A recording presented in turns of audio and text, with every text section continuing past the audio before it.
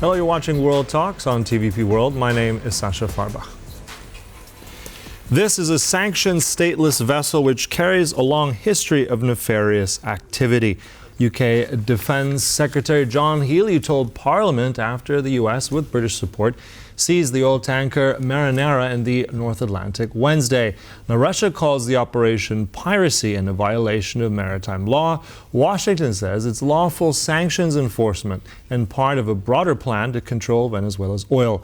Now, to discuss it all further, we're joined by Dimitris Ampatzidis, Senior Risk and Compliance Analyst, Kpler Global real-time data and analytics provider.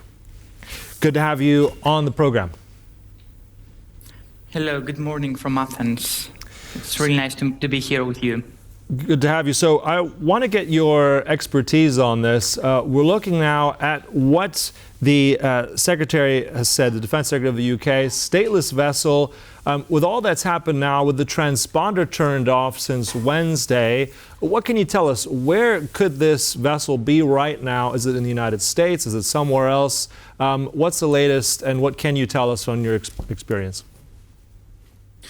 So, at this point of time, the vessel is still on the Atlantic. It is within, based on the last ice message that we have received and the satellite imagery that we have seen, it is still based around the Icelandic exclusive economic zone, the specific place that the vessel has been seized from the combined US and UK authorities.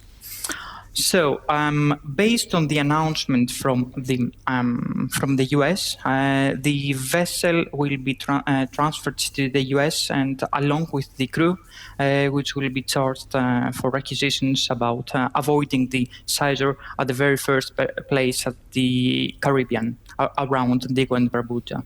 Mm-hmm. So also, let's talk about the legal elements of this, because this thing is really key. Mm-hmm. I mean, this ship, first is a different name, flagged in Guyana. Now, midway, was through change to a Russian flag, name changes, flag hopping, jurisdiction. Tell us about, because there's that warrant from the United States, the federal warrant that the U.S. has said has been enforced to seize it. The Russians are saying you can't because of a UN regulation. So who's right here? Where does the legal, let's say, truth in all this, if there is any? Indeed, it's quite tricky, the play over here. So let's start from the beginning in order to have the story. So the vessel just a few days ago was named as Bella 1. At this point of time, she was around the Caribbean, as we said at the beginning, outside the Antigua and Barbuda waters. So this was the first attempt from the US Navy and the Coast Guard in order to seize the vessel. The vessel then crossed the Atlantic, changed the name in the middle of this travel, painted the Russian flag on the vessel, because before that the vessel was flying the false flag of Guyana. And based on the fact that the vessel was flying a false flag, so legally was a flagless vessel, the U.S. Navy has every right to seize the vessel, to be on the vessel based on the UN and based on the IMO resolutions. So the vessel was changed her flag to Russia in order to avoid to be seized. However, this change was taken place as she was traveling without any typical procedure that it is mandatory to be followed, like change the documentation on board, to have an audit, to have inspections on the vessel against safety and security. So the US do have legal claims that this change, it is not legally approved based on the UN. Mm-hmm. And also interesting here, I mean, we're hearing different reports that apparently this ship was empty. The United States has been pursuing it for some weeks. There was a refusal of the inspection as well. But looking at how the United States has taken the special forces, going into this really hard, what kind of, in your experience, undeclared cargo could there have been on? And we're speculating here, but why do it in this forceful way? Was there a reason? Is this a show of force? I think that indeed it is a huge speculation to say something about the cargo. From what we have seen as Kpler and as marine traffic, the vessel has been having a quite odd journey so far. So sailed from Gulf of Oman through Suez Canal, across the Mediterranean, into the Atlantic, towards to Venezuela. Then she made a U-turn after the initial seizure of Kpler, and then the position that we do have right now. In the whole this period, the vessel never had a port call. Initially, as we have seen from the picture, she's empty. We can clearly define that, so she's not carrying any oil. The most common scenario over here is that the vessel was going to approach the Venezuela in order to load oil from there and then travel either to China or to another refinery. So, in matter of the cargo, definitely we do not have oil cargo over here. The fact that the US spent so much time and effort in order to size the vessel, it could mean two things. Either they do have internal information that the vessel is carrying something either from Iran or from Russia, and of course, as you can assume, I do not hold such information. Or the second scenario is that they are trying to actively present that the total blockade that the President Trump announced at 16th of December, it's still active, and they will go after every sanctioned vessel which is trying to be connecting with Venezuela. Mm-hmm. Also, an interesting layer to this as well is apparently there were Russian ships, or rather at least one Russian submarine apparently dispatched to escort this vessel. We're not sure exactly how close they were proximity-wise. What does this signal, and how, let's say, close are we here from a maritime perspective? Any kind of confrontation? This is another signal, or was this something more dangerous?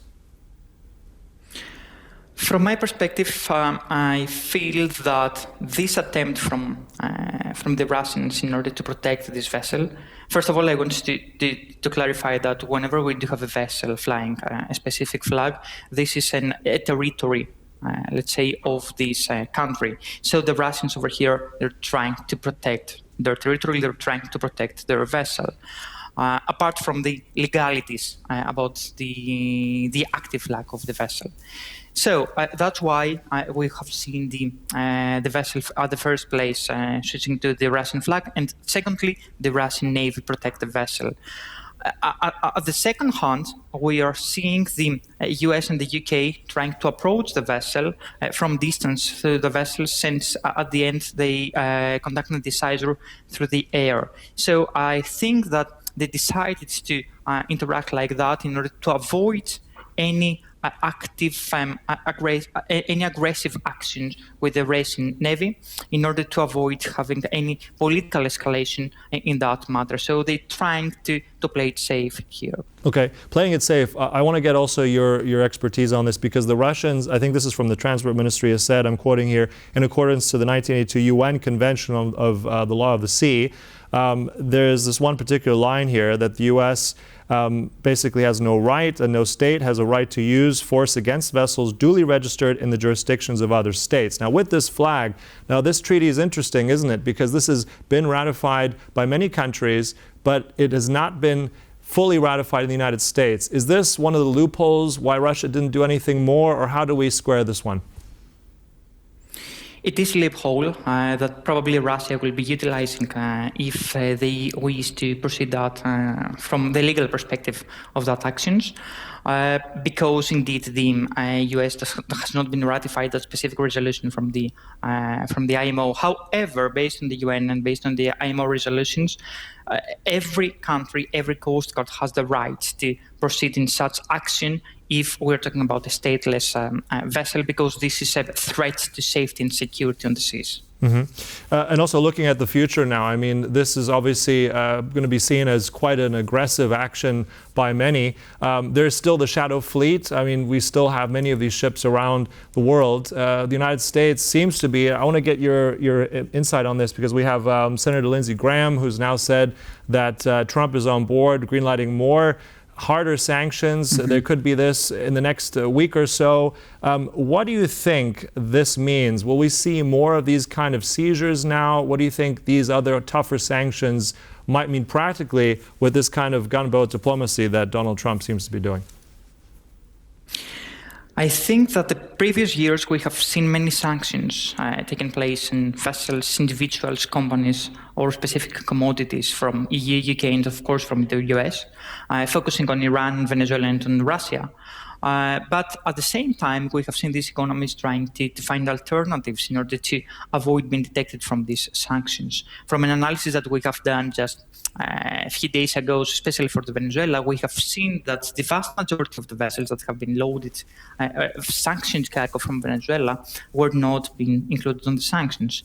So I do feel that the President Trump understands that the sanctions, it is one legal way to act in these circumstances, but at the same time, he wills to actively present his will to enforce his actions over these specific vessels. And to be honest, as we are speaking about a growing shadow fleet, a growing fleet of traveling around with the ISO for doing or manipulating the GPS signals, this is quite risky. So I think that as we are speaking for this year, for 2026, we will be seeing more of these activities from the authorities in order to set the action for next year, in order to protect actively the seas from these vessels that are carrying sanctioned oil and are presenting a threat to the seas. All right, so we'll definitely be watching that, as potentially more of this might be on the horizon. We'll see. We'll close it there. Thank you so much. That was our guest here. Thanks for being with us. That was Dimitris Ampatzidis. Thank you so much. Thanks a lot. Bye. And thank you for watching. That concludes World Talks here on TVP World, but stay tuned more for news and commentary right here. Bye-bye.